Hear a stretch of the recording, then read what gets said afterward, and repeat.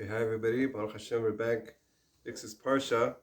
Vayikal is actually connected to last week's Parsha, which was the point that we're trying to get out of it. As we all know, last week's Parsha, there was the ultimate sin of the golden calf. Now, this week's Parsha begins with Hashem's talking about how all the Jews should keep Shabbat. And then it goes into the building of the Mishkan. So our sages ask, what's this connection between Shabbat and what happened in last week's Parsha in regards to creating the golden calf? Well, if you look deep into it, our sages tell us when the Jewish people, we're not getting into the reasons why they did it, how could they do it. That's another shua by itself. But I just want to get to the point that after they did it, the golden calf, the Jewish people in effect said that they wanted to associate somebody else besides God to connect to God. But that means now you're bringing somebody else in the picture. And since God is the only one, and nothing could be associated with him, so in effect, that was kind of heresy. That's kind of basically saying that there's not only one God, there's something associated with it. So comes this week's Parsha, Hashem says, I want everybody to strengthen themselves with the keeping Shabbat. If you think about it, what is Shabbat? Everything else in life, the power was given to the sages when it comes to the Chagim, to the holidays.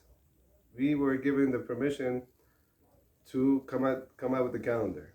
Based on the sages looking at the moon, getting the calendar, the testimony, that's how we know when Pesach is going to be, when Shavuot is going to be, Rosh Chodesh, except for one thing, that Hashem said that Shabbat, that's something that's not given to the hands of man. This is something that's what's from the creation. And it testifies to the fact that we say every Friday night, that we give testimony that God created the world in 6 days and rested on the seventh. In effect, that's telling us that there's somebody above us. We're not in charge in this world.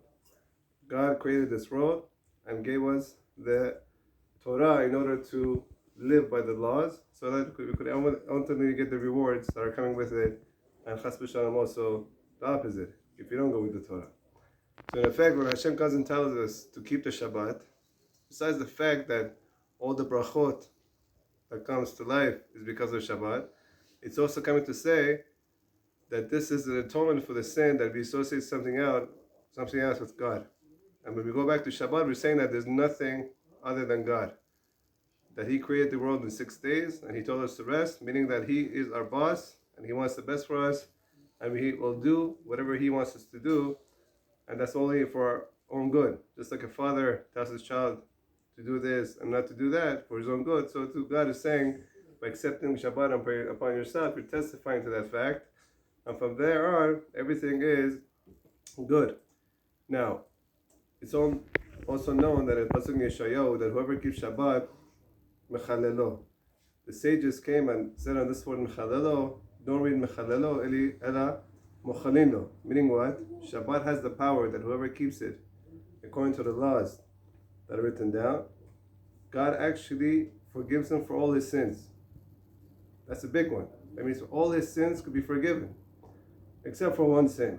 And that sin is Chilul Hashem, which is putting down Hashem's name. If you do something in public or in private that is putting down Hashem's name, that's going against the Torah, that's a very, very big sin. And our sages tell us that could only be atoned for after 120 years when the person passes away. But comes the Pnei Menachem of Gur and says, but there's one thing a person could do that in his lifetime, that Shabbat could also come and atone for that. And that's by keeping Shabbat a little bit earlier. Let's say Shabbat comes in at 5 o'clock, so accept Shabbat at 4:55. That means that because he went against his nature and he did more than what God told him to do, so God will go also in a way against his own nature and forgive him also for desecrating Hashem's name. You see from all this how much Shabbat is important. It's a source of all bracha, and it also has such a power to atone for all sins, including the sin of desecrating Hashem's name. We should all come together and make Shabbat a priority, to keep it according to the laws, and only brachot can come out of it. Zat Hashem, whoever's sending these videos, to make comments and to subscribe and to put the like, whatever they like. So we know that the direction we're going in is in the right direction, so we could improve accordingly. Thank you.